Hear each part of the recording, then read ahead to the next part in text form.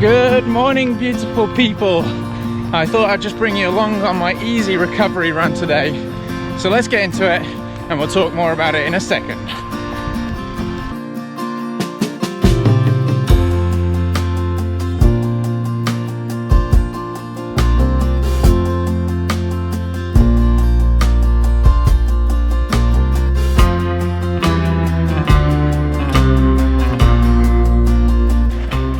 So it's 8 a.m. and it's already pretty hot. I think in like the low 20 degrees Celsius. Not sure what that is in Fahrenheit. But also here in Helsinki in Finland, we're close to sea level and there's a lot of humidity, so makes it feel a lot hotter. But it's not too hot. Nice and early in the morning, getting this recovery run in and just keeping the legs turning over. You know, the aim of the recovery run is no distance or time or pace. It is literally to actually just keep the movement going in the legs rather than kind of seizing up and you take a rest day. I don't know about you, but sometimes it's like I feel like after a rest day that on the rest day my legs just feel so active, and as a result I'm always like can't sleep very well and fidgety. So some active movement is better than nothing. So running like easy, not looking at your watch. That's another good tip. Don't look at your watch when you're doing your recovery runs, or some cycling or some swimming or whatever. So I just thought I'd get outside, get some morning fresh air and kick those legs over.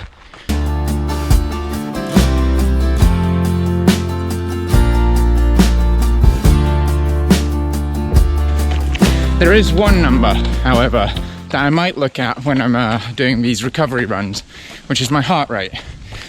Because sometimes you just get excited and you're feeling good, but I'd always try and keep my heart rate in the very easy zone. So for me, I try to keep it around 130 beats per minute.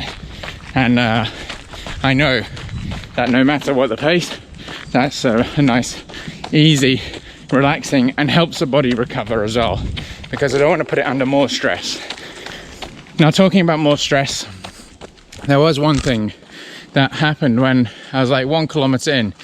Well, let's take a step back to yesterday. I had a sports massage and it was the first one I had in probably a good 5 weeks, because I normally go regularly, and I think this is a contributing factor. And as I had very, very tight muscles, they were very relaxed, obviously, after. Then later that evening, when I was just lying on the sofa, I was having kind of like shooting pains around the top of the left quad, just about here. And yeah, it was a bit odd. Anyway, didn't really hurt, just a few times. Then this morning, when I started my run, about 1 kilometer in, or even before, I could feel it. And I thought, this is odd.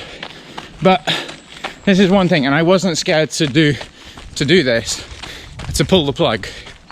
I almost stopped running, and you know, if it would have continued, I would have stopped. But I thought, you know, sometimes with these things, especially when you come off and you've got very relaxed muscles, you can have some kind of stiffness and tightness and odd feelings. So not running through pain, that you should never do.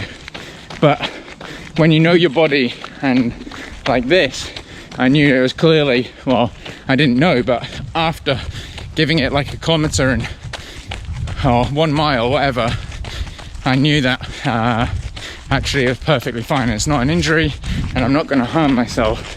So I was ready to stop, even if I'd only run 1.8 kilometers.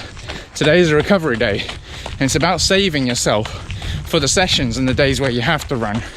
So don't force yourself to run when you don't need to. What is this going to benefit me over my long run on the weekend in 2 days, which I'll bring you on? But making sure that you save yourself for those efforts that you need it, that's what matters most. So don't force yourself. Don't push yourself to do something just because you want to get those Strava stats up. By the way, follow me on Strava if you want. Let me know you're following me in a comment on my Strava, and I'll follow you back. Interesting to know what everyone's up to. Anyway, sidetracked.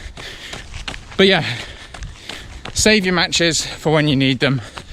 Don't do stupid things just to get more kilometers or whatever. Listen to your body and enjoy the scenery, enjoy the outdoors, and just enjoy running. That's why I run, because I enjoy it.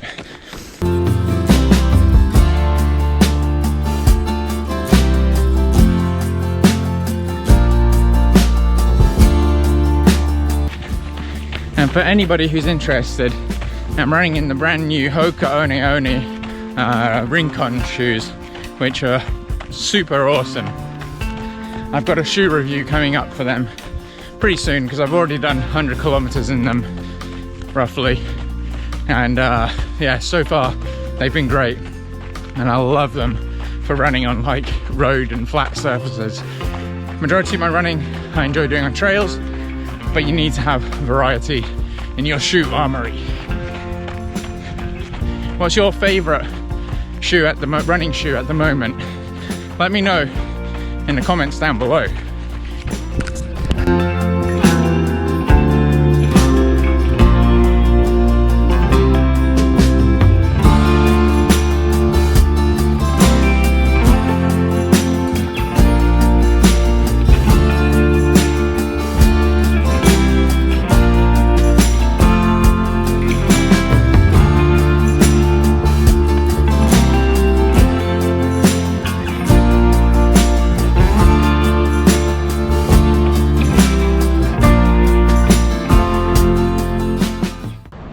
There we go, a good hour, which is 12 kilometers, nice and easy.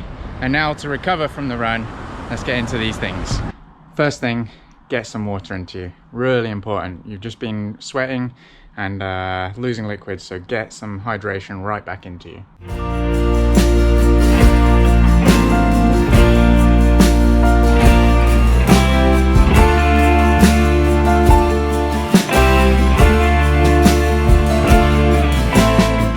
Next step for my recovery tip, big smoothie.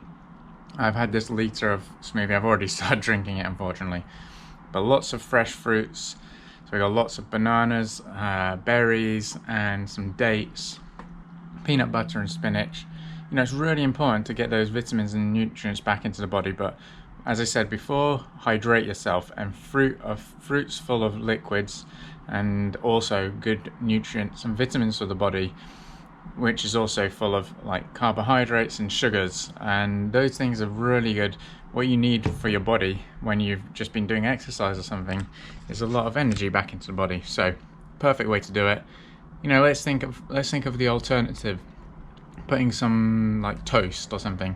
Yeah, it's a refined carbohydrate, it's great, it's not bad, but it's way better to have something that's more hydrating, can easily digest as well when it's a smoothie. Gets straight, gives you like almost instantaneous energy, and gives your body the perfect kickstart to recover itself.